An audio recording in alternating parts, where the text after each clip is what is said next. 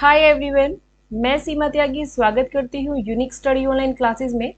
जैसा कि हम हिस्ट्री की टेस्ट सीरीज कर रहे हैं और उसमें हमने लास्ट टॉपिक जो किया है वो किया संगम काल। संगम काल काफी इंपॉर्टेंट टॉपिक है और आज का जो हमारा टॉपिक है वो दक्षिण भारत का इतिहास। कहीं ना कहीं संगम काल और ये आपका जो चोल, चालुक्य और पल्लव, इनका आपस में संबंध है। मतलब कहीं ना कहीं उस टॉपिक से हमें हेल्प मिलती है, क्योंकि हम चोल को उसमें भी पढ़ते हैं और चोल साम्राज्य को इसमें भी पढ़ेंगे।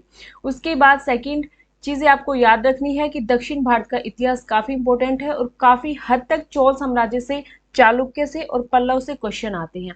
आपको भी पता है कि पल्लव में जो स्थापत्य कला है, जो शैलियां हैं, जो काफी फेमस मानी गई थी, उन शैलियों से, उन टेम्पल्स, मंदिरों से बहुत सारे क्वेश्चन आते हैं। चालुक्य से भी क्वेश्चन आते हैं, क्योंकि चालुक्य की 3 शाखाएं थी, वातापी के चालुक्य, कल्याणी के चालुक्य और वेंगी के चालुक्य। तो इनमें भी जो कंफ्यूजन है उसको भी दूर करेंगे, कौन से चालुक्य कैसे कहाँ कहाँ फेमस थे, क्या कुछ खास चीजें थी, उन चालुक्य के बारे में भी डिस्कस करेंगे। उसके बाद चोल प्रशासन भी, चोल प्रशासन तो हम संगम काल में भी पढ़ते हैं। वो जो लगभग तीसरी शताब्दी के आसपास इसका एंड हो गया था, फिर दोबारा 9वीं शताब्दी में चोल साम्राज्य का उदय होता है, तो उसको बोलते हैं पुनः चोल साम्राज्य। ठीक है, तो ये सारे आज जो है टॉपिक हम डिस्कस करने जा रहे हैं। तो स्टार्ट करते हैं क्वेश्चन नंबर फर्स्ट। उससे पहले मैं आपको थोड़ा सा आइडिया दे देती हूँ टॉपिक को समझाने के लिए कि हमें पढ़ना क्या है। देखिए, ये आपका जो साउथ हिस्ट्री वाला जो पार्ट है उसमें आपने पढ़ा था, यहाँ पे आपके पांड्य शासक थे, यहाँ पे आपके क्या थे, चोल शासक थे, और यहाँ के आपके चेर शासक थे। ठीक है, केरल, तमिलनाडु, आंध्र प्रदेश, ये हमने संगम काल में पढ़ा था। अब भाई ये जरूरी नहीं कि यही वंश चलता रहेगा, यहाँ पे अब चेंज होंगे। अब यहाँ पे क्या हो जाएगा, आपने क्या पढ़ा था यहाँ पे पहले, सातवाहन शासक, सातवाहन, तो हम सातवाहन पढ़ के आ चुके हैं ना। मौर्य काल में सातवाहन, आंध्र सातवाहन भी कहा गया, सातवाहन शासक यहाँ पे थे। सातवाहन का अंत हो जाता है और यहाँ पे आते हैं वाकाटक वंश, इसी जगह, सेम यही वाली जगह, क्योंकि ये वाला जो नीचे वाला एक क्षेत्र है इसको तमिलक क्षेत्र कहते हैं, तमिलक क्षेत्र। ठीक है, ये नीचे तक फैल जाते हैं, तमिलक क्षेत्र, वाकाटक वाकाटक। वाकाटक का अंत हो जाएगा, यहीं पर आएंगे बादामी के चालुक्य, बादामी के चालुक्य। क्योंकि आपको बहुत ज्यादा कंफ्यूजन होता है कि चालुक्य कहीं वातापी लिखा होता है, कहीं कल्याणी लिखा होता है, कहीं व्यंग्य लिखा होता है, व्यंगी। तो वो जो कंफ्यूजन है वो आपका मैं अभी दूर कर देती हूँ। उसके बाद यहीं पर जब इनका एंड हो जाएगा, एंड मीन्स है जो अगला शासक आएगा इनको, इन पर विजय प्राप्त कर लेगा और अपना शासन स्थापित कर लेगा। राष्ट्रकूट, राष्ट्रकूट, ठीक है। राष्ट्रकूट का अंत होने के बाद मतलब दोबारा यही चालुक्य इनका एंड करके अपनी पुनर्स्थापना करेंगे, उनको बोलेंगे कल्याणी के चालुक्य, कल्याणी के चालुक्य। समझ आ रहा है ना। देखिए मैं एक बार दोबारा से समझाती हूँ, ये पॉइंट्स आपको याद रखना है कि जो यहाँ पे है आपका, यहाँ पे पहले सातवाहन थे, ये वाला एरिया है सातवाहन, ठीक है, सातवाहन। सातवाहन के बाद यहीं पर जो आते हैं वो वाकाटक वंश वाले आते हैं। तो कभी सीरीज पूछा जाए वाकाटक किससे पहले थे, सातवाहन किसके बाद थे, या सातवाहन किससे पहले थे, तो वाकाटक वंश आएगा, वाकाटक वंश। ठीक है, इसके बारे में हम डिटेल में पढ़ते हैं टॉपिक वाकाटक। उसके बाद आते हैं बादामी के, या बादामी लिखा होगा या वातापी लिखा होगा, वातापी। ठीक है, इनके चालुक्य, वातापी के चालुक्य, मतलब चालुक्य शासक आता है फिर, चालुक्य, चालुक्य। चालुक्य के बाद फिर आपका आएगा राष्ट्रकूट, राष्ट्रकूट शासक। राष्ट्रकूट का एंड हो जाएगा, एंड का मतलब होता है कि भाई ये इसके बाद आएंगे, ये इसके पहले आएंगे, मतलब ये इसको मार डालेंगे या फिर ये इन पर अधिकार कर लेंगे, ये इनके अपने अधीन कर लेंगे, कुछ भी लगा लीजिए। उसके बाद आते हैं कल्याणी के चालुक्य, जो भी मैंने आपको बताया, कल्याणी के चालुक्य। इनको कल्याणी के चालुक्य, वातापी के, क्योंकि ये अपनी राजधानी या कैपिटल कल्याणी को बना रहे इसलिए कल्याणी के चालुक्य। ये आएंगे, ये अपनी जो कैपिटल है वातापी को बना रहे इसलिए इनको वातापी के चालुक्य कहेंगे। ठीक है, यहाँ पे उसके बाद यहाँ तक इनका चलेगा सिस्टम। अब यहाँ पे जो चलता रहेगा, यहाँ पे रहेगा पल्लव वंश, क्योंकि पहले यहाँ चोल था, चोल का एंड हो जाता है, यहाँ पे आता है पल्लव वंश। पल्लव वंश जो काफी फेमस अपने स्थापत्य के लिए, अपने टेम्पल्स, मंदिरों के लिए, काफी शैलियां जो यहाँ थी, महेंद्र वर्मन शैली थी, मामल शैली है, राज सिंह शैली है, अपराजित शैली है, वो सारी शैलियां हम इस काल में पढ़ते हैं। अब ये जो पल्लव वंश होते हैं इनका भी एंड हो जाएगा और यहाँ पे आएगा चोल वंश। अब देखिए, इनका जो हम सिस्टम पढ़ते हैं वो कैसे पढ़ते हैं, जब बादामी के चालुक्य और राष्ट्रकूट शासन चल रहा था, राष्ट्रकूट शासन और बादामी के चालुक्य चल रहे थे, तब उनके समकालीन पल्लव शासक चल रहे थे। यहाँ पे पल्लव थे और इसका पल्लव वालों का साथ इसके साथ भी युद्ध होता है और इनके साथ भी युद्ध होता है, क्योंकि इनका थोड़ा बड़ा टाइमिंग चला था, इनके बाद ये चल रहे थे, तो इनके दोनों के समकालीन चलते हैं। समझ आया? कई बार हम पढ़ेंगे ना कि बादामी के चालुक्य का पल्लव के साथ संघर्ष हुआ या राष्ट्रकूट शासकों का पल्लव के साथ संघर्ष हुआ, तो वो संघर्ष इसलिए है क्योंकि ये समकालीन रहे हैं। मतलब यहाँ पे ये वाला एरिया इनका समकालीन था और यहाँ पे जो बीच वाला अक्षेत्र था इनका लड़ाई झगड़े का कारण था, जिसको दोआब क्षेत्र कहते हैं, उपजाऊ भूमि वाला क्षेत्र कहते हैं। अब चोल साम्राज्य इसके बाद आएगा, तो चोल साम्राज्य किसका समकालीन होगा? कल्याणी के चालुक्य का। इनका आपस में संघर्ष होता है क्योंकि ये इसके समकालीन थे। तो ये पॉइंट आपको याद रखने हैं कि ऐसे आपको पढ़ना है। देखिए कितने तरह के चालुक्य आपने पढ़े। एक तो आपके बादामी के चालुक्य थे, बादामी के, ठीक है, उनकी स्थापना यहाँ होती है। एक आपके कल्याणी के चालुक्य थे, कल्याणी के चालुक्य। तो तीन शाखाएं पढ़ते हैं आप चालुक्य की। और एक आप यहाँ पे ना पूर्वी वेंगी, पूर्वी वेंगी चालुक्य, मतलब इन्होंने पूर्व में स्थापना की थी। तो यहाँ पे बाद में बीच में जैसे लड़ाई झगड़े के बीच में इन्होंने अपनी एक ब्रांच यहाँ भी खोल दी थी। दो ब्रांच इनकी यहाँ थी, पहले एक होती है, एंड हो जाता है, फिर उसके बाद दूसरी ब्रांच आती है। तो ये सिस्टम थे, ये तीन चालुक्य आपको पढ़ने होते हैं। और आपको कंफ्यूजन हो जाता है कि कभी बादामी आ रहा, कभी कल्याणी, क्योंकि ये अलग अलग ब्रांच है, तो अलग अलग ही शासक इनके हम पढ़ते हैं। तो यहाँ तक पॉइंट आपके माइंड में बैठ चुका होगा। अब हम आगे चलेंगे कि आगे हमें पढ़ना क्या है। तो स्टार्ट करते हैं।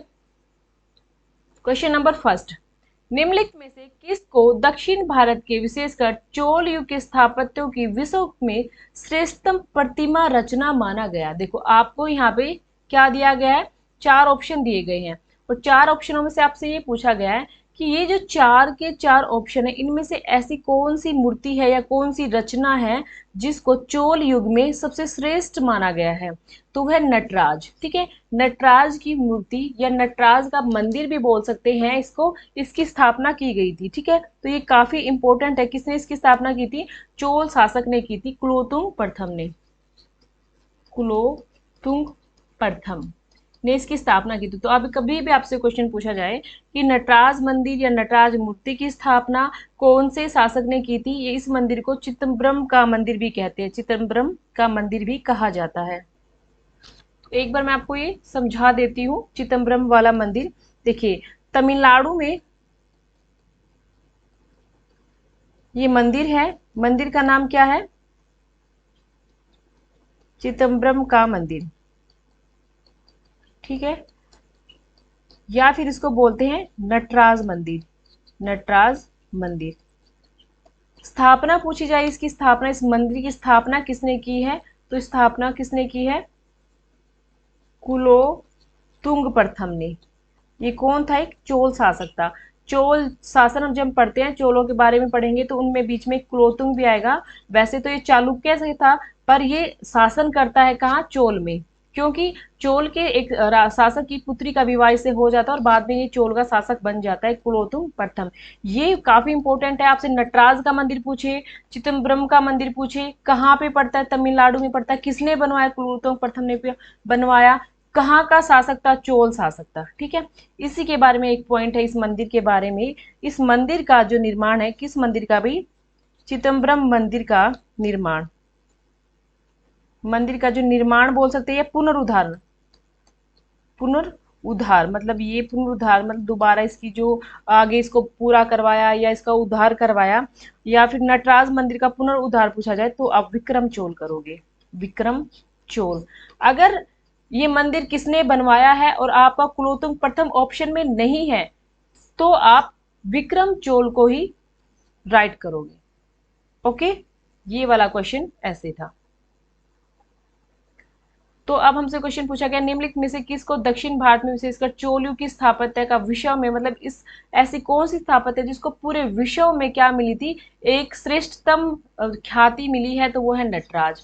याद हो गया होगा आपके, क्योंकि मैं एक क्वेश्चन पर इतना ज्यादा जोर इसलिए डालती हूँ कि वो आपको यही याद हो जाए, और जब आप टॉपिक को पढ़ो तो आपको ये रहे कि हाँ हमने इस क्वेश्चन को पढ़ा है और इस तरीके से अब हमें टॉपिक की तैयारी करनी है, कहाँ से क्वेश्चन पूछे जाते हैं।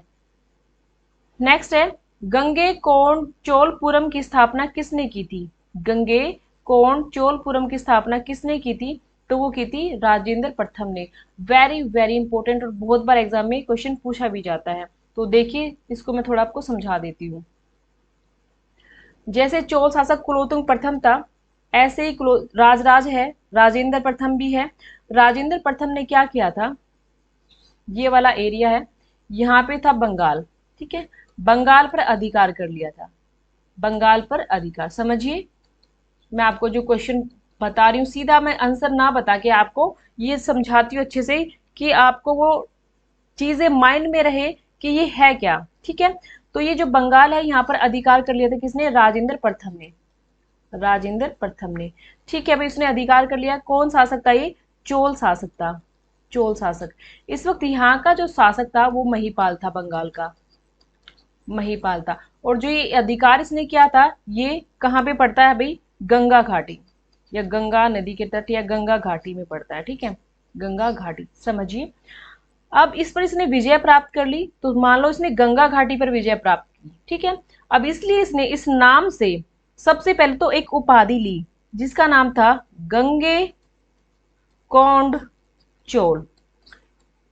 गंगे कोंड चोल ये इसकी उपाधि थी, किसकी, राजेंद्र प्रथम की। इसी के नाम से इसने एक नगर बसा दिया, गंगे कोंड चोलपुरम। बस यहाँ पे पुरम लगाया है, पुरम, पुरम का मतलब, पुर का मतलब होता है नगर, तो यहीं पे इसने एक नगर की स्थापना कर दी। उसके बाद तीसरा क्वेश्चन था, इसने यहाँ पे एक तालाब या एक झील भी बनवाई, झील बोल सकते हैं, तालाब बोल सकते हैं, जिसको बोलते हैं चोल गंगम, चोल गंगम। देखो, आपके एक साथ 3 क्वेश्चन याद होते हैं, 3 से नहीं 4 से 5 क्वेश्चन याद हो जाएंगे यहीं पे आपके। कैसे,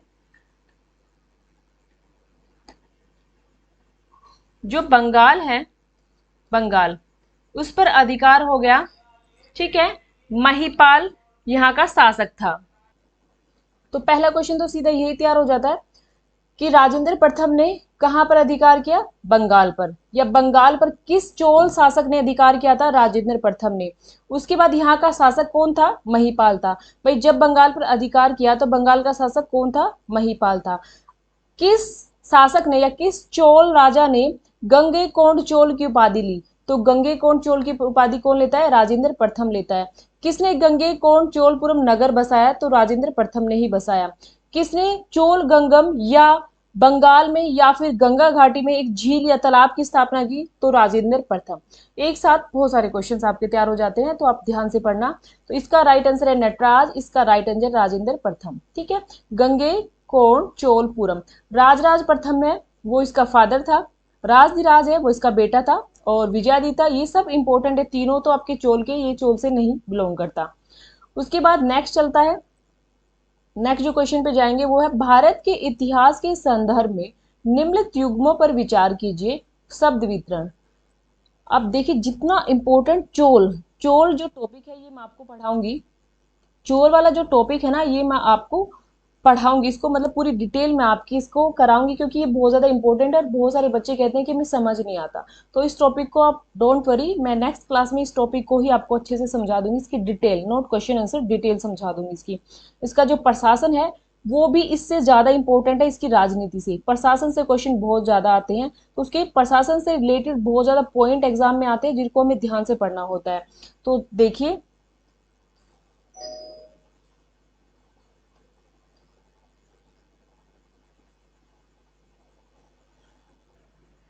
देखो क्वेश्चन को समझो, ये एरीपति है, देखो प्रशासन से रिलेटेड पूछ रहा है, ये प्रशासन का, चोल प्रशासन से रिलेटेड क्वेश्चन है।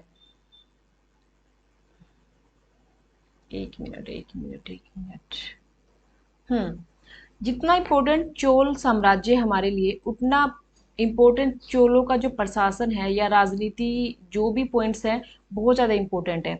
इनका प्रशासन क्यों इम्पोर्टेंट है, क्योंकि इससे रिलेटेड जो भी क्वेश्चन है, जो भी पॉइंट्स है वो एग्जाम में पूछे जाते हैं। इम्पोर्टेंट इसलिए है क्योंकि ग्रामीण प्रशासन के लिए फेमस माना जाता है, इतिहास में ग्रामीण प्रशासन के लिए चोल का प्रशासन फेमस है, इतिहास में इसकी काफ़ी मतलब चर्चा होती है कि चोलों का प्रशासन या ग्रामीण प्रशासन के बारे में। अब ये जो ग्रामीण प्रशासन की जानकारी है हमें वो उत्तर मेरु अभिलेख से मिलती है, उत्तर मेरु अभिलेख जो प्रांतक प्रथम का है, एक चोल शासक था प्रांतक प्रथम, इसका ये अभिलेख है। इसमें बताया गया है कि ग्रामीण प्रशासन कैसा था, क्या ग्रामीण प्रशासन में क्या खास चीज़ें थी, इसलिए काफ़ी अच्छा था, सिस्टम से अच्छा था, तो इसी के बारे में काफ़ी जानकारी मिलती है। चोलों का जो प्रशासन है काफी इतिहास में फेमस माना जाता है और इससे रिलेटेड हमें सारे पॉइंट्स पूछे जाते हैं। ग्रामीण प्रशासन के साथ साथ पूरा, चाहे केंद्र का है, मंडल है, वलनाडु है, वो सब हमें पढ़ने होते हैं। अब हमसे क्वेश्चन पूछा गया है इसी के प्रशासन से रिलेटेड, ये चोलों के प्रशासन से रिलेटेड क्वेश्चन है। एरीपति क्या होते हैं, तनियूर क्या होते हैं, घटिका क्या है? और राइट आंसर आपसे पूछा गया है डी। ठीक है, राइट आंसर क्या है इसका? डी। तो देखिए, एरीपति का मतलब होता है भूमि जिसमें मिलने वाला जो राजस्व टैक्स होता है वो अलग से ग्राम जलाशय के रखरखाव के लिए निर्धारित कर दिया जाता है।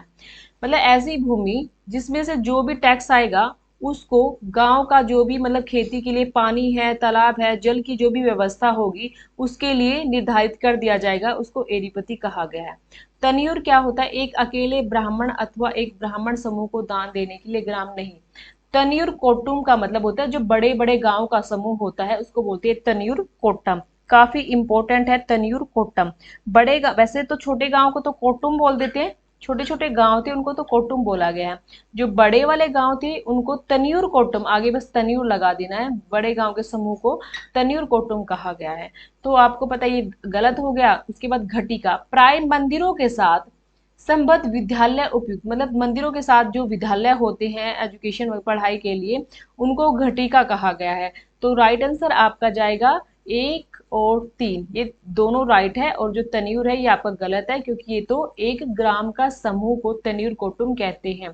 तो राइट आंसर है आपका डी। तो एरीपति, घटिका, तनियुर तीनों वर्ड आपको याद रखने हैं। नेक्स्ट चलते हैं। नटराज का प्रसिद्ध कांस्य मूर्ति एक उत्कृष्ट उदाहरण है। अभी तो हम पढ़ के आए हैं ना नटराज के बारे में। नटराज के बारे में कुलोत्तुंग प्रथम ने नटराज का मंदिर बनवाया। नटराज की जो कांस्य की मूर्ति है वो चोल काल में बनाई गई थी। तो ये चोल कला है। क्या है ये? चोल कला है। चोल राज्य में नाट विनियोगम शब्द का क्या अभिप्राय है? नाट विनियोगम एक तरह का टैक्स होता है, ठीक है, जो नाडु के खर्च के लिए लगाया जाता है। देखिए समझिए इसको। इनका जो प्रशासन था सबसे पहले केंद्र होता था, केंद्र, तो सभी में केंद्र होता है, ठीक है। उसके बाद आते हैं प्रांत। प्रांतों को मंडल भी कहा गया है, ठीक है, मंडल भी कहा गया है प्रांतों को। उसके बाद आते हैं वलनाडु, उसके बाद नाडु और उसके बाद कुट्टुम, कुट्टम, ठीक है।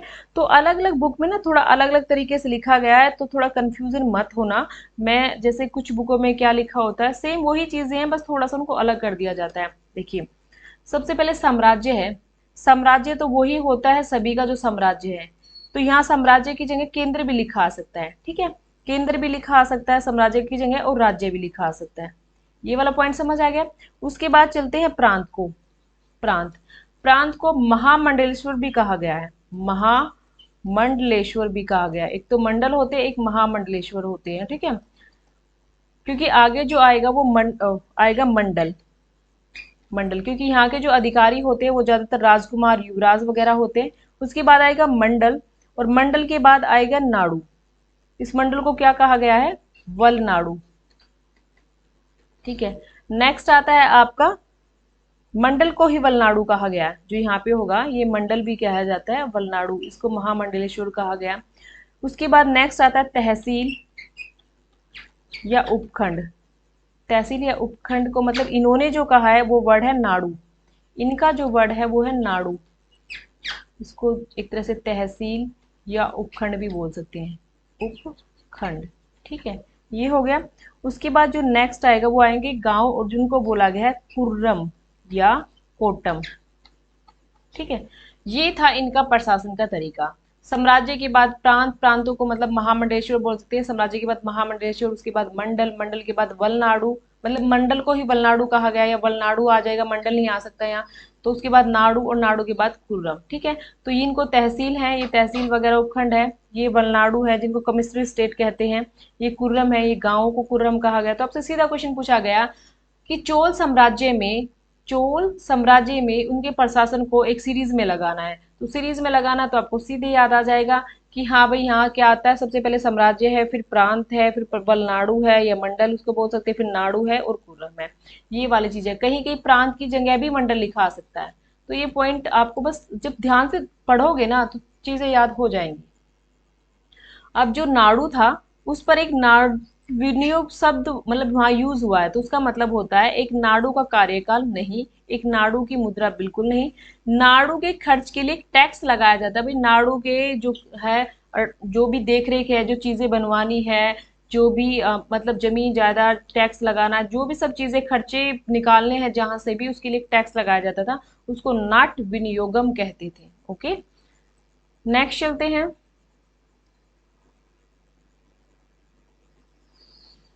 चोलों के अंतर्गत तट्टोली पर अदा करते थे, मतलब एक तरह का कर है ये तट्टोली। तो सुनार जो होते थे वो इस कर को अदा करते थे। तो आपको ये पॉइंट याद रखना है कि जो सुनारों के द्वारा जो टैक्स दिया जाता था वो कौन सा होता था, तो होता है तट्टोली। ठीक है, तट्टोली से आप सुनार वाली चीजें याद रखना। कुशल ग्रामीण प्रशासन के लिए प्रसिद्ध राजवंश है। तो ये क्वेश्चन में अभी आपको बताया था कि जो चोल प्रशासन है ना, चोल प्रशासन वो किसके लिए माना जाता है? वो माना जाता है कुशल शासन मतलब ग्रामीण व्यवस्था के लिए, या कुशल ग्रामीण प्रशासन के लिए। इसके बारे में मैं आपको एक दो पॉइंट बता देती हूँ। ग्राम, या बोल सकते हैं स्वशासन, या लिखा आएगा आपका स्वायत्ता। अब सीधा क्वेश्चन पूछा जाएगा, स्वायत्ता या स्वशासन के लिए कौन सा काल प्रसिद्ध है इतिहास में? तो वो हो जाएगा चोल। ठीक है, चोल प्रशासन के गांव के प्रशासन को स्वशासन या स्वायत्ता शासन कहा गया है। ठीक है, इसकी जो जानकारी है गांव के प्रशासन की जानकारी, वो हमें उत्तर मेरु अभिलेख से मिलती है। ये अभिलेख का नाम है उत्तर मेरु अभिलेख। ठीक है, दो बार प्राप्त होता है ये, एक 1919 का है और एक 919 का है, और एक 921 ईस्वी का है। ये है प्रांतक प्रथम के, प्रांतक प्रथम। ये प्रांतक प्रथम कौन था भाई? ये चोल शासक था, थर्ड नंबर वाला चोल शासक। इसमें गांव का जिक्र किया गया जिसका नाम है चतुर्वदी मंगलम, और इस गांव के शासन की पूरी बात बताई गई है। इस गांव के शासन की पूरी बात बताई गई है, इसलिए इस शासन को ही चतुर्वदी शासन व्यवस्था कहा जाने लगा। ये पॉइंट थे इस गांव के प्रशासन से रिलेटेड, क्योंकि सबसे पहले हमें गांव के प्रशासन या स्वशासन की जानकारी चोल साम्राज्य की मिलती है। ठीक है, किसके अभिलेख से मिलती है? तो प्रांतक प्रथम के अभिलेख से मिलती है। कौन से अभिलेख से मिलती है? उत्तरमेरु अभिलेख से मिलती है। कौन से गांव का जिक्र था? तो चतुर्वदी मंगलम गांव था। उसी शासन व्यवस्था का जिक्र, चतुर्वदी मंगलम शासन व्यवस्था का जिक्र हमें उत्तरमेरु अभिलेख में मिलता है। तो उसी से हम पूरे गांव के जितने भी गांव थे उनके प्रशासन का आइडिया लगाते हैं।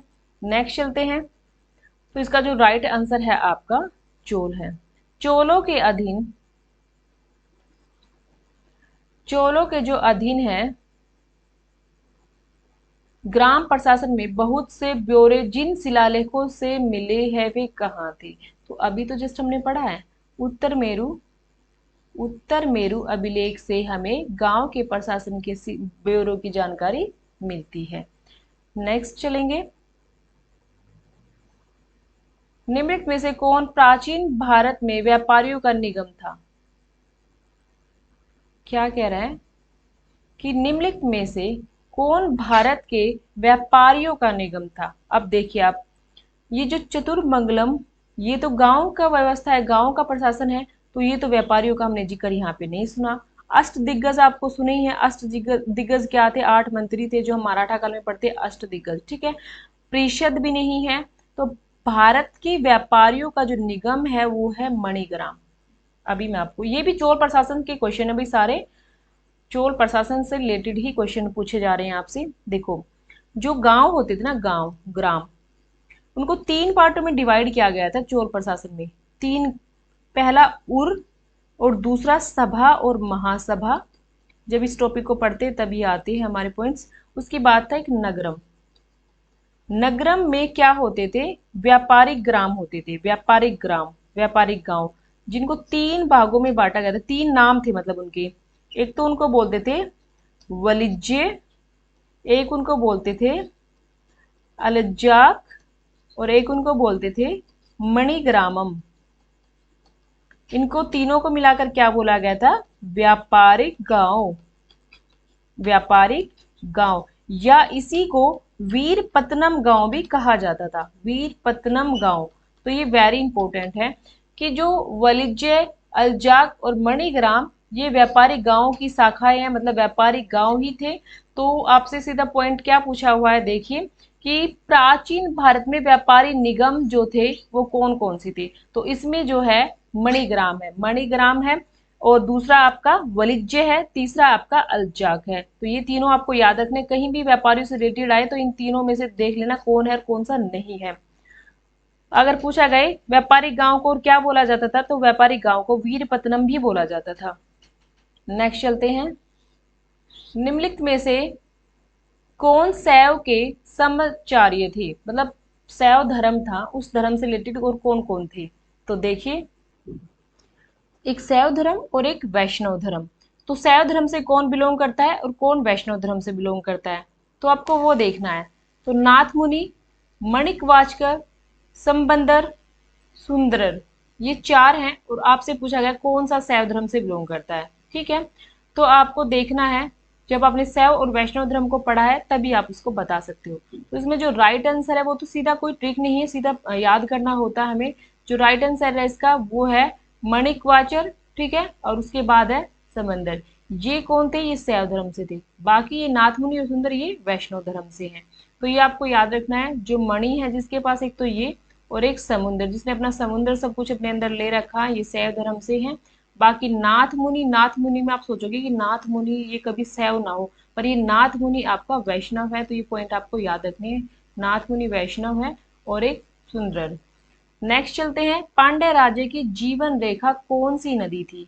पांड्य राज्य की जीवन रेखा नदी कौन सी थी। अब ये जीवन रेखा जो नदी है वो इनमें से कोई नहीं बताई गई है। वैसे तो वेल्लूर नदी को बोला गया है कि पांडे के उत्तर में वेल्लूर नदी है, बट यहाँ पे जो कहा जाता है इसमें इसमें एग्जैक्ट कोई मीनिंग नहीं है। वैसे तो कृष्णा और तुंगभद्रा नदी के आसपास भी इनका एरिया था, किसी एक नदी को नहीं कहा जा सकता इसमें, इसलिए जो है क्वेश्चन का कोई आंसर नहीं दिया गया। वैसे जो मेनली है जो तुंगभद्रा और कृष्णा नदी के दुआ वाला क्षेत्र है उसके नीचे ही जो पांड्य शासक थे। और वैसे जो नदी है वेंगी नदी भी इसके आसपास थी, वेंगी वाला एरिया भी इसके आसपास था, वेंगी क्षेत्र। उसके बाद अगर वेलूर, वेलूर जो नदी है वो भी इसके उत्तर में पड़ती है। तो यहाँ कोई ज़्यादा सेटिस्फेक्शन वाला इसमें आंसर नहीं है, तो इसलिए इसको कुछ भी नहीं बताया गया है, राइट आंसर इसका कुछ भी नहीं है। वेंगी वैसे इसको माना गया है, इस क्वेश्चन का जो राइट आंसर माना गया था, बाद में वेंगी वगैरह माना गया था, इसी में से जो माना गया था। तो इस पर ज़्यादा हम फोकस नहीं करते क्योंकि ये खुद कन्फ्यूजन इन्हें पूछा गया हुआ है। इसके बाद नेक्स्ट चलते हैं। सूची 1 को सूची 2 से सम्मिलित करना है। ठीक है, अभी हमें पता है सूची 1 को सूची 2 से सम्मिलित करना है, तो इजी क्वेश्चन है। क्या इजी क्वेश्चन है इसमें कि आपको कैपिटल बतानी है कि कौन सी कैपिटल किसकी रही है। चालुक्य, अभी तो मैंने आपको बताया था ना, बादामी के चालुक्य। ठीक है, पल्लव, पल्लव की होती है कांची, पल्लव की कौन सी कैपिटल थी, कांची।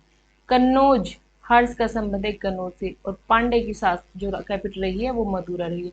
जब हम सबको सिस्टमैटिक तरीके से पढ़ेंगे तो सबसे पहले आपको पता है कैपिटल ही पढ़ते हैं।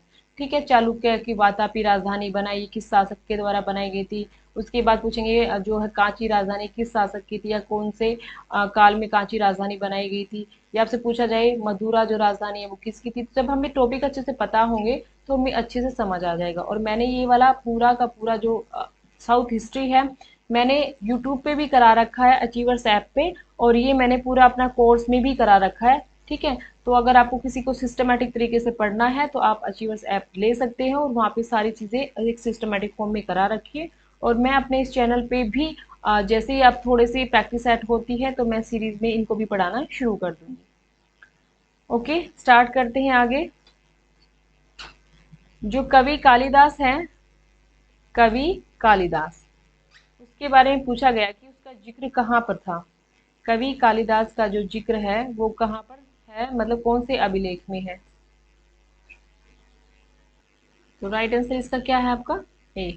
नेक्स्ट है, कवि कालिदास के नाम का उल्लेख किस में मिला है। ठीक है, जो कवि कालिदास है ये पूछ रहे हैं कि उसका जो नाम का उल्लेख है वो कहाँ से मिला है। तो कवि ये काफी इंपॉर्टेंट है, एहोल अभिलेख से। एहोल अभिलेख ये किसका है, पुलकेशियन द्वितीय का, पुलकेशियन द्वितीय का ये अभिलेख है। कौन सा, एहोल अभिलेख। इससे जानकारी मिलती है कालिदास और भारवी की। ये आपको याद रखना है, काफी इंपॉर्टेंट है। कालिदास और भारवी की जानकारी पुलकेशिन द्वितीय के ऐहोल अभिलेख से मिलती है। ठीक है, नेक्स्ट चलते हैं। निम्नलिखित में से किस वंश के द्वारा प्राय महिलाओं को प्रशासन में उच्च पद प्रदान किए जाते थे? उच्च पद किस में किए जाते थे?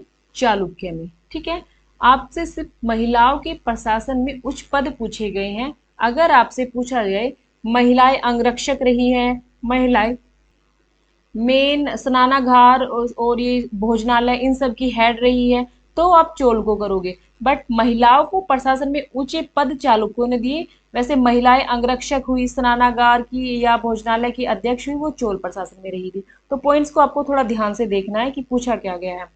निम्न में से किस चीनी यात्री ने चालुक्य के शासनकाल में चीन एवं भारत के संबंधों का विवरण किया है? अब आप बड़ा कंफ्यूजन हो जाओगे। क्या हो जाओगे कि चीनी यात्री ने चालुक्य के शासनकाल में चीन और भारत के संबंध का विवरण किया है। ऐसा कौन सा चीनी यात्री है? भाई चीनी यात्री हेनसांग था। अब हुआ कैसे ये सुन लीजिए। हेनसांग किसके काल में आया था? हर्षवर्धन। हर्षवर्धन के काल में आया था ना हेनसांग, हर्षवर्धन के काल में आया था। और यहाँ पे जिसका जो युद्ध होता है हर्षवर्धन का, वो पुलकेशियन द्वितीय के साथ होता है नर्मदा नदी पर। ठीक है, और जो है हर्षवर्धन हार जाता है, पुलकेशिन द्वितीय जीत जाता है। तो जो हेनसांग किसके दरबार में था? वो पुलकेशिन द्वितीय के साथ चला जाता है। ठीक है, पुलकेशिन द्वितीय के साथ ही चला जाएगा, पुलकेशिन द्वितीय। ठीक है, इसके साथ चला जाता है। इसकी जो युद्ध होता है वो किसके साथ होगा? पुलकेशिन द्वितीय का इसका युद्ध होता है नरसिंह वर्मन प्रथम के साथ। ठीक है, इसका युद्ध होगा और युद्ध में क्या होगा? यहाँ पुलकेशिन द्वितीय हार जाता है। तो ये फिर जो हेनसांग है तो वो चला जाता है यहाँ पे। तो ये यात्रा कर रहा था, घूम रहा था, फिर रहा था, इसको सब चीजें पता थी। तो ये भी चालुक्य के शासनकाल में चीन और भारत के संबंधों के विवरण देता है, तो हेनसांग था। फाइयान आपको पता ही है, फाइयान किसके दरबार में आया था। ठीक है, नेक्स्ट चलते हैं। निम्नलिखित में से किसके लिए कहा जाता है कि उसने शास्त्रार्थ में अनेक बौद्ध और अनेक जैनों को पराजित किया था और पल्लव राजा महेंद्र वर्मन को शैव धर्म में दीक्षित किया था? वेरी वेरी इंपॉर्टेंट क्वेश्चन है ये, है अप्पर। ठीक है, अप्पर एक शैव धर्म से बिलोंग करता था, शैव धर्म से था। पहले जो महेंद्र वर्मन था, ये महेंद्र वर्मन, इसने जैन धर्म ले रखा था। पल्लव शासक था ये, पल्लव शासक महेंद्र वर्मन, इसने जैन धर्म ले लिया था। उसके बाद में जब अपार उसके दरबार में गया और अपार का उसके साथ मिलना जुलना हुआ, तो उसने शैव धर्म उसको अपनी तरफ आकर्षित किया, तो महेंद्र वर्मन ने शैव धर्म ले लिया। तो कई बार पूछा जाता है ऐसा कौन सा शासक था, ऐसा कौन सा राजा था जिसके पास पहले जैन धर्म था और बाद में वो कहाँ पर कौन से धर्म में चला गया था? शैव धर्म में गया था। किसके प्रभाव में आकर? अप्पर के में। बाद में इसने अपनी जो बुक लिखी है उसमें तो इसने जैन धर्म का मजाक उड़ाया, उपहास उड़ाया, जिसको बोलते हैं मत विलास प्रहसन। उपाधि इसकी मत विलास थी और बुक लिखी इसने मत विलास प्रहसन। और एक कुव्यमाल, दूसरी जो बुक थी इसकी कुव्यमाल। ये दो इसकी बुक है। तो ये जो बुक है इसकी, इसमें इसने जैन का और बौद्ध का काफी मजाक उड़ाया हुआ है। तो कहीं ना कहीं न्याय व्यवस्था में भ्रष्टाचार इसमें दिखाया गया है, तो ये चीजें हमें देखनी है। नेक्स्ट चलते हैं। किस राजवंश ने उत्तर भारत पर शासन नहीं किया? तो ये बहुत ही इजी सा क्वेश्चन है, बट थोड़ा सा माइंड लगाने वाला है कि कहीं कंफ्यूज ना हो जाओ। अब ये पूछ रहा है कि कौन से ने उत्तर भारत में नहीं किया। भाई जो दक्षिण का है उत्तर भारत में नहीं गया है, अगर जो उत्तर भारत में जाता है उनके लिए स्पेशल बताया जाता है।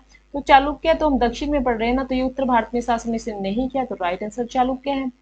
प्राचीन पतन, ये राजपूत है, गुप्त है, मौर्य, तो सब उत्तर भारत में ही पढ़ते आए ना। प्राचीन पतन और उसकी अवस्थित युग्मों को सही सुमेलित नहीं है, ये आपको बताना, मतलब कौन सा इसमें सही सुमेलित नहीं है। तो देखिए, अरिकामेडु राइट है, कोरोमंडल, नेल सिंध मालाबार, मसलिस कोकण, कोरके पांड्य देश। ठीक है, ये तो जब हम संगम काल में पढ़ते हैं पांड्य देश कोरकई या कोरके, तो ये राइट है आपका, पूर्वी साइड में पड़ता है। ठीक है, अरिकामेडु भी आपने पढ़ा है। अरिकामेडु किसकी? चोल शासक की जो कैपिटल रही है अरिकामेडु। और जो नेल सिंध और ये मालाबार में है। मसलिस है ये कोकण, इसका राइट आंसर नहीं है, तो ये रॉन्ग है। तो इसका जो राइट आंसर है, मतलब सुमेलित नहीं आपसे पूछा गया है, वो सी। आपको एक दो पॉइंट आपको याद होंगे और एक दो पॉइंट आपको याद हो जाएंगे, बस आपको थोड़ा सा ध्यान देने की जरूरत है। मत विलास प्रश्न मतलब आपको ये चारों पॉइंट्स याद रखने हैं, बस ये याद रखना है कौन से तट पर है। ये जो बंदरगाहें हैं ये देखनी है आपको, कौन सी बंदरगाह पूर्व में है, कौन सी पूर्व में है, कौन सी पश्चिम में है, कौन सी किस तट पर है। मत विलास प्रश्न के लेखक अभी जस्ट हम पढ़ के आए हैं महेंद्र वर्मन। महेंद्र वर्मन है जो अपार के प्रभाव में आकर शैव धर्म लेता है और बाद में इसकी जो बुक होती है वो कौन सी होती है, मत विलास प्रश्न होती है। ठीक है, उपाधि भी इसकी मत विलास रहेगी, इसमें जो मजाक उड़ाया गया है वो सारे पॉइंट्स थे। नेक्स्ट चलते हैं हम, पट्टिनम थे, क्या थे भाई, पट्टिनम क्या है, आपसे क्वेश्चन पूछा गया कि पट्टिनम का मतलब क्या है। तो पट्टिनम का मतलब है बंदरगाह शहर। इसका राइट आंसर जो जाएगा कि इसका मतलब है बंदरगाह शहर। ना व्यापारी केंद्र है ये, ना औद्योगिक शहर है, ना मंदिर और शहर है, ये बंदरगाह वाले शहर है। निम्नलिखित में से कौन पतन दक्षिण भारत के पश्चिम तट पर स्थित थे। देखो वैसे मैंने आपको ये समझा दिए थे बट एक बार फिर से समझा देती हूँ। तीसरा और जो चौथा है, ठीक है, मुसिरी और चौथी जो ये है ये पश्चिम तट पर थे। बट आपकी जानकारी के लिए मैं एक बार और पढ़ा देती हूँ आपको। जो ये साउथ वाला एरिया है इसमें जब संगम काल मैंने पढ़ाया था आपको, यहाँ पे थे, यहाँ पे कौन थे, अरिकामेडु। तो ये पूर्व में हुए ना, अरिकामेडु चोल साम्राज्य की कैपिटल थी। एक थी उरेयूर, उरेयूर। इसके बाद तीसरी थी कावेरी पत्तनम, कावेरी पत्तनम या फिर पुहार भी बोला गया है इसका। यहाँ पे थे पांड्य शासक, इनकी थी कोरकई, कोरकई या कोरके भी लिखा होगा जो भी पढ़ के आए हम। और एक थी सालियूट। ठीक है, ये मोतियों के लिए काफी प्रसिद्ध है कोरके। यहाँ पे थे चेर साम्राज्य, इनकी जो कैपिटल है बहुत सारे अलग अलग नाम थे। सबसे पहले जो था वह थी नोरा, नोरा। एक थी तोंडी जिसको फोनानी भी कहा गया, फोनानी। एक थी मुसेरी या मुसीरज, मुसीरी। ठीक है, एक वांजी। ये वाली जो इनकी कैपिटल इनके जो बताई गई है वो यहाँ पे थी। तो आपसे क्वेश्चन क्या पूछा गया है कि कौन सी पश्चिम तट पर स्थित है। तो पश्चिम तट पर आपको पता है कावेरी पट्टनम पश्चिमी तट पर स्थित है। तो कावेरी पट्टनम अभी हमने पूर्वी तट पर पढ़ा है ना। कोर के आपने कहाँ पढ़ा है अभी, कोर के पूर्वी तट पर पढ़ा ना अभी, कोर के ही कोर के। बची कौन सी, मुसिरी और तोंडी, ये दोनों आपने कहाँ पढ़े हैं, ये पश्चिमी तट पर पढ़े हैं। तो राइट आंसर इसका सी ही जाएगा। नेक्स्ट चलते हैं हम, तीसरी शताब्दी में वारंगल प्रसिद्ध था। किस चीज के लिए प्रसिद्ध था तीसरी शताब्दी में भाई वारंगल, तो ये देख लीजिए। तीसरी शताब्दी में जो वारंगल है वो लोह यंत्र या उपकरणों के लिए प्रसिद्ध रहा है। तो तीसरी शताब्दी में वारंगल के लिए पूछा गया है, तो किसके लिए प्रसिद्ध रहा है, लोहे यंत्र और उपकरणों के लिए। तो ये काफी इंपॉर्टेंट है, राइट आंसर है इसका सी। निम्न कथनों पर विचार करना है हमें। चोल ने पांड्य तथा चेर शासकों को पराजित कर महाद्वीपीय भारत पर प्रारंभिक मध्यकालीन समय में अपना प्रभुत्व स्थापित किया था। राइट आंसर चोलों ने, अभी बताऊंगी इसके बारे में। चोलों ने दक्षिण पूर्वी एशिया के शैलेंद्र साम्राज्य के विरुद्ध सैन्य अभियान करके कुछ क्षेत्रों को विजित किया था। ये भी राइट है, मतलब एक और दो दोनों ही राइट है। समझो इस पॉइंट को पहले, क्या पूछ रहा है आप ये जो चोल साम्राज्य के बारे में हमसे पूछ रहा है। चोल, चोल कहाँ थे भाई, चोल यहाँ थे। अब ये पूछ रहा है कि इसने चेर और पांड्य दोनों पर अधिकार कर लिया था। चेर और पांड्य बिल्कुल कर लिया था इसने, चेर और पांड्य की बाउंड्री ही खत्म कर दी थी और सारा एरिया अपने में मिला लिया था।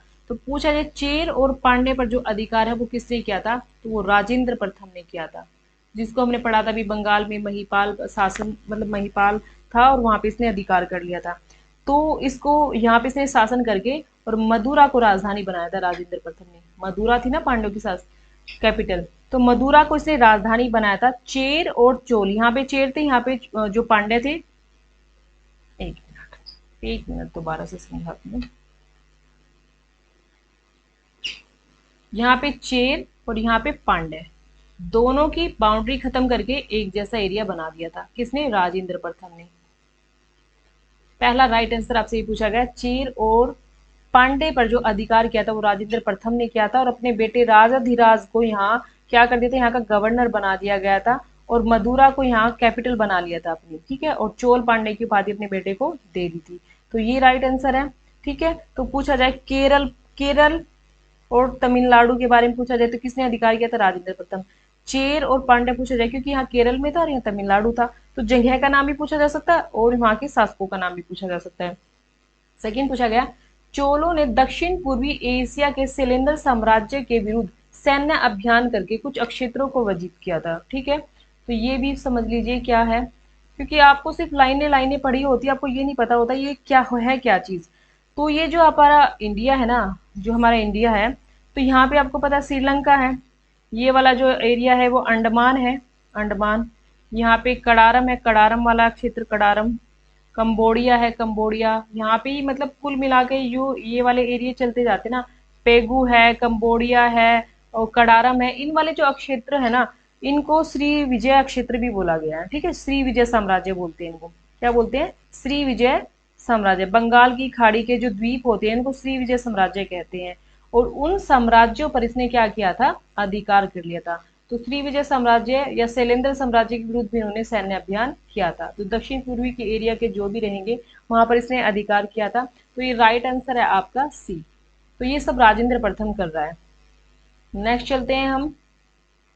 चोल साम्राज्य को अंततः किसने समाप्त किया था? तो अंततः जो समाप्त हुआ था ना वो मलिक काफूर के द्वारा समाप्त किया गया था, चोल साम्राज्य को। ठीक है, तो अंततः किसने समाप्त किया था? मलिक काफूर ने ही समाप्त किया था। तो आगे हम चलते हैं। दक्षिण भारत का प्रसिद्ध तो कोलम का युद्ध हुआ था। दक्षिण भारत के जो प्रसिद्ध है, बहुत सारे युद्ध होते हैं और ये जो युद्ध होगा ये किसका? चोल और राष्ट्रकूटों के मध्य होता है। तो राइट आंसर इसका कौन सा जा है? बी। ठीक है, राइट आंसर बी।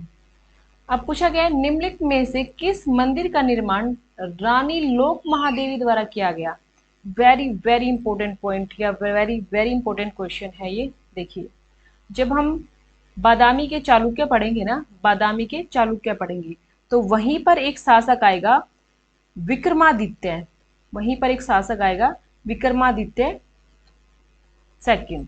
ठीक है, पहला विक्रमादित्य आता है, फिर विनयादित्य आया, फिर विजयादित्य आएगा, फिर विक्रमादित्य सेकंड आएगा। इसमें क्या है, इसकी दो पत्नी थी भाई, इसकी दो पत्नी थी और दोनों पत्नियों ने मंदिर बनवाए थे। एक पत्नी थी इसकी लोक महादेवी, लोक महादेवी, और दूसरी पत्नी थी इसकी त्रिलोक्य महादेवी, त्रिलोक्य महादेवी। दूसरी पत्नी थी इसकी त्रिलोक्य महादेवी। ठीक है, लोक महादेवी ने जो मंदिर बनवाया था वो था विरूपाक्ष। बहुत बार एग्जाम में आता है, बहुत बार, हर एग्जाम में आता है ये विरूपाक्ष महादेवी मंदिर या महादेव। विरूपाक्ष नोट महादेव, महादेव मंदिर, विरूपाक्ष महादेव मंदिर। मतलब ये शिव मंदिर है, शैव मंदिर लिखा आ सकता है, शिव मंदिर लिखा आ सकता है। ठीक है, ये वाला, ये कहां पर है? पटकल में, पटकल, पटकल। दूसरा जो दूसरी पत्नी जिसकी त्रिलोक है, उसने इसी नाम से ही जो मंदिर बनाया था, त्रिलोकेश्वर, त्रिलोकेश्वर मंदिर। तो ये दोनों मंदिर बनवाए थे विक्रमादित्य की पत्नी ने। ठीक है, दोनों पत्नी है। लोक महादेवी के बारे में पूछा जाए, त्रिलोक, कई बार मिलान, कई बार मिलान करने में पूछा आ सकता है। ये मंदिर दोनों सामने लिख देंगे और इन दोनों का नाम लिख देंगे, किस कौन सा किसने बना, किसके काल में बना? विक्रमादित्य द्वितीय के काल में। उसके बाद लोक महादेवी और त्रिलोक्य महादेवी इसकी पत्नी थी, इन्होंने बनाया, लोक महादेवी ने बनाया विरूपाक्ष महादेव मंदिर और त्रिलोक्य महादेवी ने त्रिलोकेश्वर मंदिर बनवाया था। ठीक है, तो ये काफी इंपॉर्टेंट है। और आपसे पूछा गया है कि निम्नलिखित में से किस मंदिर का निर्माण रानी लोक महादेवी के द्वारा कराया गया था? तो पटकल में विरूपाक्ष जो मंदिर है ये रानी लोक महादेवी ने कराया था।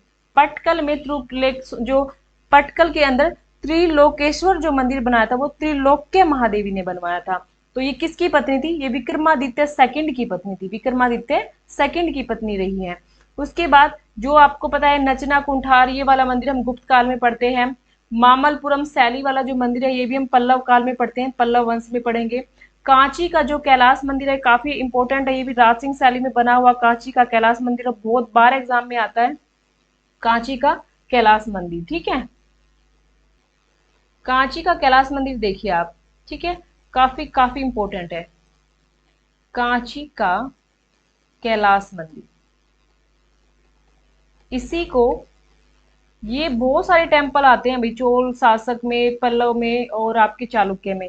इसको कैलाश नाथ का मंदिर भी कहते हैं, कैलाश नाथ का मंदिर भी कहते हैं। कहाँ पर है? कांची। कांची कैपिटल किसकी है? कांची कैपिटल किसकी है? पल्लव की। तो किसने बनवाया मंदिर? पल्लव शासकों ने बनवाया। ठीक है।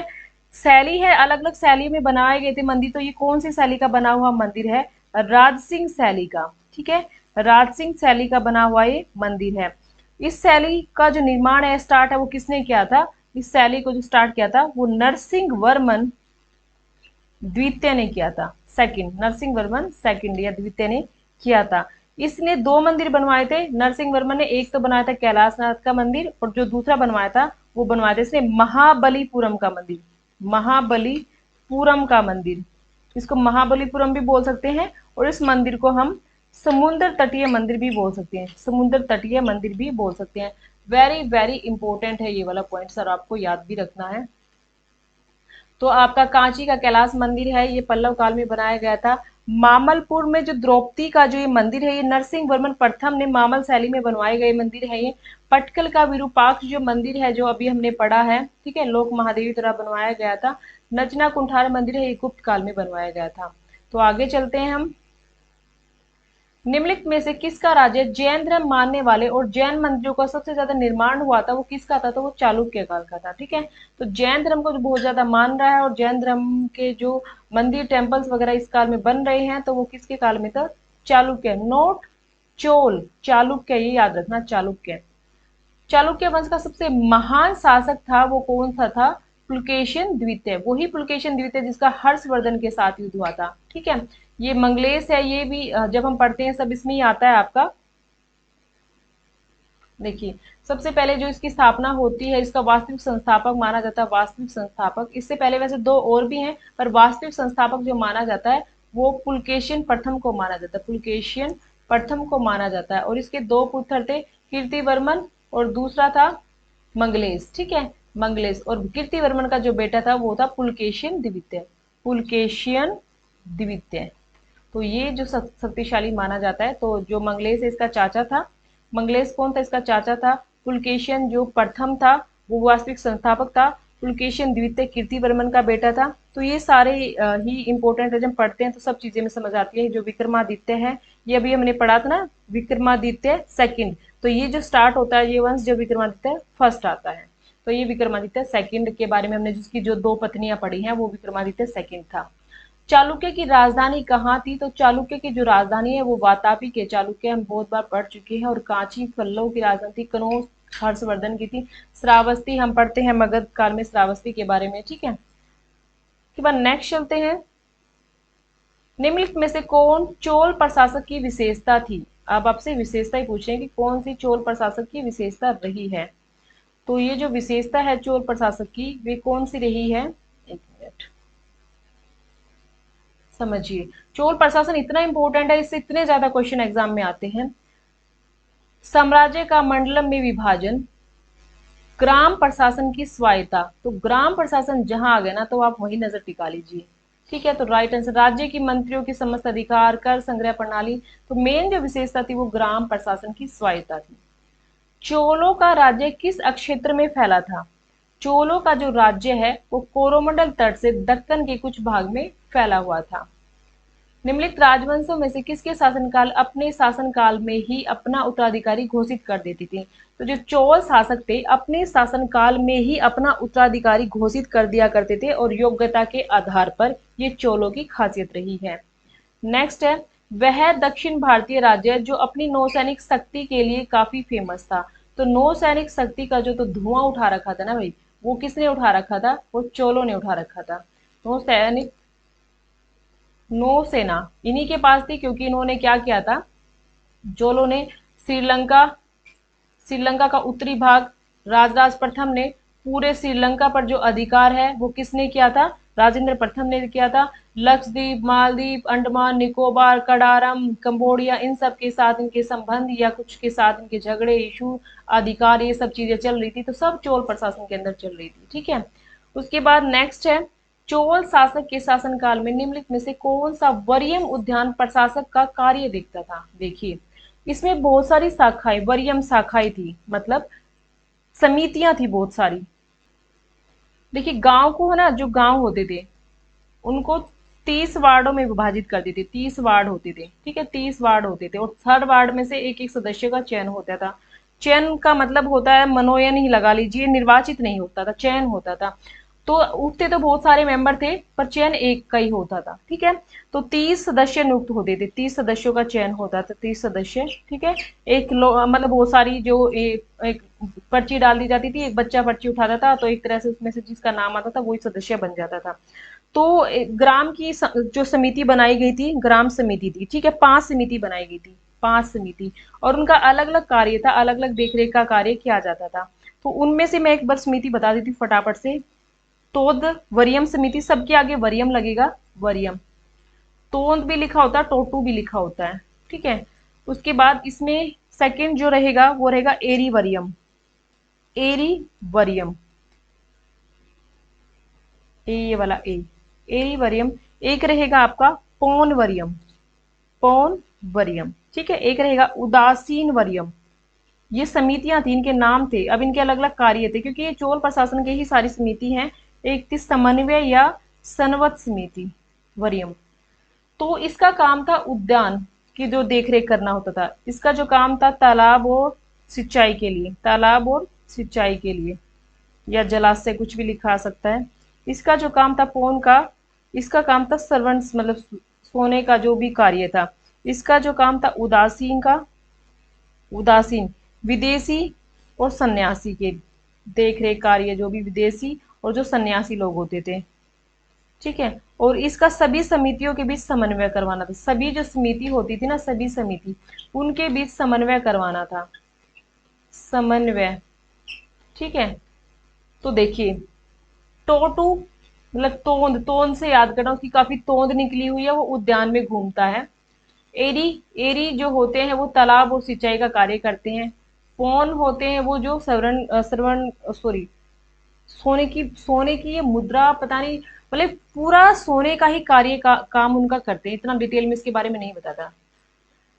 नेक्स्ट है उदासीन, उदासीन में जो है विदेशी, विदेशी लोग, जैसे वो को काफी उदास हो जाता है कोई, या तो फिर विदेश जाने की सोचेगा या फिर वो सन्यासी बनेगा, ऐसे करके याद करना। सनवत से आपको याद आएगा, सनवत वर्ड से भी समन्वय करवाना, बीच में समन्वय करवाना, भी कोई झगड़ा ना हो, कुछ बातें ऐसी ना हो, तो वो पॉइंट आपको याद रखनी है।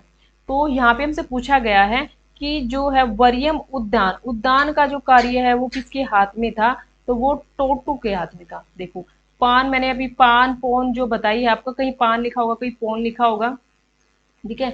सोने का सुनने का काम करते थे। एरी, एरी मैंने आपको बताया था तालाब जलाशय, ये पानी का जो कार्य करते थे। टोटू उद्यान वाला है। और संवत्सर, यहाँ पे समन्वय सनवत नहीं लिखा है, सनवत ना लिख के क्या लिखा हुआ है, संवत्सर। इसका जो कार्य है सभी समितियों के बीच क्या करना, समन्वय करवाना था। तो राइट आंसर हमारा जो जाएगा वो टोटू वरियम जाएगा। तो जितना मैंने आपको बताया है उन्हीं में से पूछा हुआ है। प्राचीन भारत का वह राज्य जो नौसेना के लिए प्रसिद्ध था, तो कितनी बार पूछोगे हमसे, चोल था भाई, चोल। चोल नौसेना के लिए फेमस थी, मतलब जल सेना सैनिक जो भी इनके थे काफी स्ट्रॉन्ग थे इनके पास। निम्नलिखित में से कौन दक्षिण भारत का कौन सा राजवंश नौ सैनिक शक्ति के लिए प्रसिद्ध था, तो यही आपका चोल ही है। चोल काल में राशि के रूप में संग्रहण किए जाने वाली भूमि राजस्व को किससे मापते थे, कलम से मापते थे। किससे मापा करते थे भाई, कलम से मापा करते थे। तो फटाफट से हम क्वेश्चन को आगे जाएंगे। तो राइट आंसर इसका जो है वो कलम का है। निम्नलिखित राजाओं में से किसने खंबात में एक मस्जिद का जीर्णोद्धार करवाया था, तो वो आपके जयसिंह सिद्धराज ने, सिद्धराज ने खंबात में, खंबात की जो खाड़ी है वहां पे एक मस्जिद का जीर्णोद्धार कराया था। जीर्णोद्धार मतलब उसकी पुरानी दोबारा से उसको ठीक कराना, उसमें काम कराना। तंजावुर में, तंजावुर का मतलब होता है तंजोर, तंजौर के वृद्धेश्वर मंदिर का निर्माण किसने करवाया था, ठीक है। तंजौर में वृद्धेश्वर मंदिर, ये भी बहुत इंपॉर्टेंट क्वेश्चन है, बहुत बार एग्जाम में पूछा जाता है, ठीक है, तंजौर वाला भी। तो इसके बारे में आप जानिए। ये राजराज प्रथम के द्वारा करवाया गया था, राजराज प्रथम। जैसे हम राजेंद्र प्रथम पढ़ते हैं, राजराज प्रथम पढ़ते हैं, राजधिराज पढ़ते हैं, सब चोल्स आ सकते हैं। तो तंजौर की जो बात आ रही है ना, तंजौर की, तंजौर में जो मंदिर बनवाया है, वृद्धेश्वर मंदिर जिसको कहते हैं, इसका जो निर्माण है वो राजराज प्रथम ने बनवाया था। तो इसके बारे में मैं आपको थोड़ा सा बता देती हूँ। मैं आपसे बहुत डिटेल में बता रही हूँ ये चीज़ें। क्वेश्चन सिर्फ 40 या 50 ही कराऊंगी, पर वीडियो काफ़ी लंबी सिर्फ डिटेल में ही जाएगी, ठीक है। अदरवाइज ये 5 मिनट में 10 मिनट में हो जाते हैं, आपको पता है 50 क्वेश्चन। पर मैं बिल्कुल भी ऐसी कोई चीज़ नहीं करती कि जिसको काम चलाना हो। मैं चाहती हूँ अगर 50 क्वेश्चन है तो 50 के 50 आपके माइंड में सेट हो जाने चाहिए। तंजौर में बृहदेश्वर या इसको राजराजेश्वर मंदिर भी कहा जाता है। यहाँ पे जो मूर्ति लगाई गई थी वो नंदी की मूर्ति थी, नंदी की मूर्ति। और इसका जो निर्माण किया था वो राजराज प्रथम ने करवाया था। ये कार्य राजराज प्रथम चोल शासक ने कराए थे। ये सभी धर्मों को मतलब धर्म सहिष्णु बोला गया है इसको, जिसने शैव धर्म, वैष्णव धर्म और बौद्ध धर्म, जैन के बारे में कोई ज्यादा जिक्र नहीं है इसके काल में, इन सबको के लिए इसने क्या किया, कार्य किया। इसने नागपट्टनम में विष्णु मंदिर बनवाया, नागपट्टनम में विष्णु मंदिर बनवाया, ठीक है। तो ये आ गया वैष्णव से संबंध हो गया, ये आपका शैव से संबंध हो गया। बौद्ध के बारे में पूछे तो नागपट्टनम में ही इसने बौद्ध विहार बनवाया था। ये सब राजराज प्रथम के बारे में। राजराज प्रथम ने तंजौर में वृद्धेश्वर मंदिर, नागपट्टनम में वैष्णव मंदिर और नागपट्टनम में बौद्ध विहार की स्थापना की थी। ये पॉइंट क्लियर हो जाते हैं आपके। तो राइट आंसर है इसका राजराज प्रथम। नेक्स्ट चलते हैं, चोल स्थानीय स्वशासन के लिए उत्तरदायी समितियों के सदस्य। अब देखिए जो मैंने आपको बताया हुआ ना बिल्कुल वही है, और बस आपको समझना है। चोल स्थानीय स्वशासन था, जिस चोल शासन के बारे में मैंने अभी आपको पढ़ाया था कि 30 वार्ड होते थे और एक सदस्य चूज होता था उसमें से। तो क्या कह रहा है कि ये मतदान द्वारा चुने जाते थे। तो अभी तो मैंने आपको बताया था कि बहुत सारी जो है चिट्ठियां होती थी, पर्चियां होती थी और उनमें से एक उठाई जाती थी, तो उसको मतदान नहीं कह सकते, उसको चयन कह सकते हैं। एक चयन किया गया उसमें से, वे चिट्ठी निकालकर चुने जाते थे, बिल्कुल चुने जाते थे। सदस्य बनने के लिए उनकी शर्तें पूरी करनी होती थी, बिल्कुल शर्तें पूरी करनी होती थी। चोरी व अपराध के दंडित कोई व्यक्ति सदस्य नहीं बन सकता था। तो ये इनकी शर्तें हैं। जब कोई सदस्य बनना होता था उसकी बहुत सारी शर्तें होती थी, उसके पास इतने एकड़ जमीन होनी चाहिए, ठीक है, उस समिति का मेंबर इतने वर्ष से नहीं होना चाहिए, इतने वर्ष का मेंबर होना चाहिए, चोरी और वही सब ना उसने किया हो, ठीक है, वो शूद्र जो उससे संबंध ना रखता हो। ये वाला पॉइंट भी इसमें बताया गया है। जब हम पढ़ते हैं ना इसको, शूद्र से उसका कोई संबंध ना हो, तो ये वाला पॉइंट भी इसमें पढ़ाया जाता है, ठीक है। क्या पढ़ाया जाता है कि शूद्र द्वारा वह अपवित्र ना हुआ हो, इस तरह का जो वर्ड है, वेदों का ज्ञाता हो, ये सब पॉइंट इसकी शर्तों में पढ़ाया जाता है, जो मेंबर यहाँ उठाया जाता है। तो जो हम पॉइंट पे आते हैं, हमसे पूछा गया है कि कौन सा नहीं है, तो नहीं मतदान वाला नहीं है। मतदान तो नहीं होता था, ठीक है, चयन ही होता था। अगर पढ़ते हैं ना ध्यान से तो सारी चीजें याद हो जाती है। ऐसी बिल्कुल भी नहीं है कि हमें नहीं आता। मैं मानती हूँ टॉपिक थोड़ा सा मुश्किल है, बट कोई ट्रिक नहीं होती इनकी। जितनी बार रिवाइज करोगे, जितनी बार पढ़ोगे, उतनी बार क्लियर होता जाएगा आपको। बस यही है, यही एक सॉल्यूशन है, यही एक जरिया है। रिवीजन रिवीजन रिवीजन, अदरवाइज कुछ भी नहीं है। भूलते हैं, सभी भूलते हैं, बार बार भूलते हैं। रिवीजन एक ऐसी चीज है जो आपको भूलने नहीं देती। गांव के शासन को स्वायत्त शासित पंचायतों के माध्यम से संचालित करने वाली व्यवस्था का सूत्रपात किसने किया? द्रविड़ ने। देखो यहाँ पे जो शैली होती है, द्रविड़ शैली यूज होती है। यहाँ के जो लोग हैं उनको द्रविड़ कहा गया, तो इसलिए द्रविड़ शैली की वजह से ही यहाँ कुषाण नहीं लिख सकते आप, आर्य नहीं लिख सकते आप, मौर्य नहीं लिख सकते। आपके पास ऑप्शन द्रविड़ बचा है, तो आपको द्रविड़ ही करना पड़ेगा, क्योंकि यहाँ पे चोल नहीं डाला हुआ है। क्या नहीं डाला हुआ? चोल नहीं, द्रविड़ों ने। क्योंकि कुषाण तो आपको पता ही है, कुषाण का कोई संबंध नहीं है, उत्तर भारत में है। आर्य भी कोई संबंध नहीं है, मौर्य भी उत्तर भारत में। दक्षिण की बात है, अभी द्रविड़ शैली दक्षिण भारत में थी, तो द्रविड़ों ने ही क्या किया, क्वेश्चन को बड़ा कंफ्यूजन किया हुआ, कंफ्यूज तरीके से पूछा गया आपसे। निम्नलिखित में से कौन सी जो जोड़ी है वो मिलानी है, और इनमें से बताना है कौन सी सम्मिलित नहीं है। पल्लव की कांचीपुरम में, अब तो आपको याद हो चुकी होगी। पांडे की मदुरा राजधानी थी, ये भी आपको याद होगी कि पांडु की कैपिटल मदुरा थी, और राजेंद्र प्रथम ने इस पर अधिकार भी कर लिया था। चेर की पुदुचेरी नहीं थी, ये तो हमने पढ़ी नहीं। चेर की वेंगी पढ़ी, तोंडी पढ़ी, मैरी, ये सब पढ़ी है हमने, पर हमने पुदुचेरी नहीं पढ़ी। चोल की तंजोर पढ़ी है, होयसिल की द्वारसंदर पढ़ी है। तो नहीं वाला जो ऑप्शन है वो है आपका सी। श्री वल्लभ की जो उपाधि है वो चालुक्य वंश वाले लेते थे। जैसे अलग पूछे थे ना भी कौन किस तरह की उपाधि लेते थे, चालुक्य वाले जो है जो श्री वल्लभ की उपाधि लिया करते थे। निम्नलिखित में से कौन एक चोल सेना का भाग नहीं था? कौन सा एक चोल सेना का भाग नहीं है भाई? वो तो इसमें से आपका एक रथ है जो चोल सेना का भाग,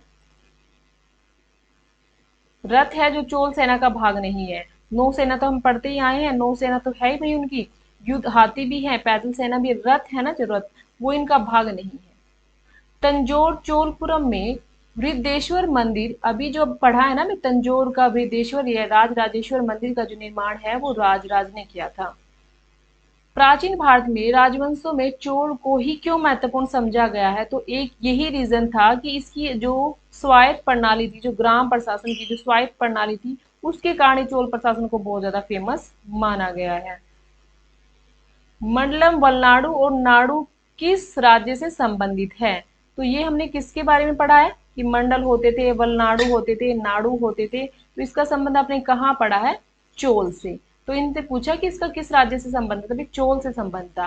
निम्नलिखित में से कौन सा मंदिर चोलों से संबंधित नहीं है, तो जो कौन सा मंदिर चोलों से संबंधित नहीं है, आपका जो कैलाश मंदिर है ना, कैलाश नाथ का मंदिर, ये चोलों से संबंधित नहीं है।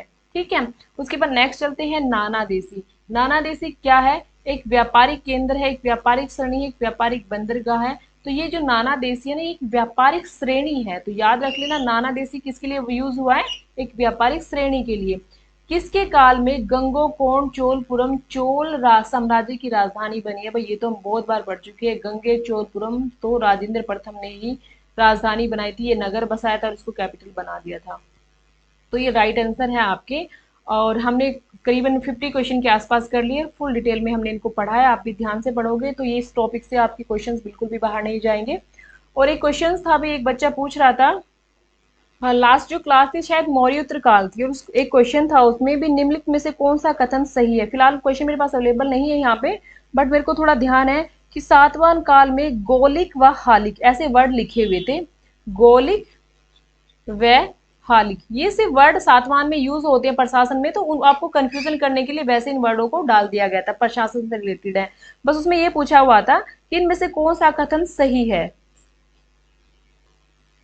कौन सा कथन सही है ये पूछा गया था। उसमें से 4 कथन आपको दिए हुए थे कि भी राज्य का जो प्रशासनिक नियंत्रण होता था वो ग्राम अधिकारी होते थे, सम्राट का जो सुरक्षा प्रदान करने वाले राज्य के संरक्षण होते थे, गांव में काम करने वाले शिल्पी होते थे, व्यवसाय के आधार पर जातियां निर्धारित थी।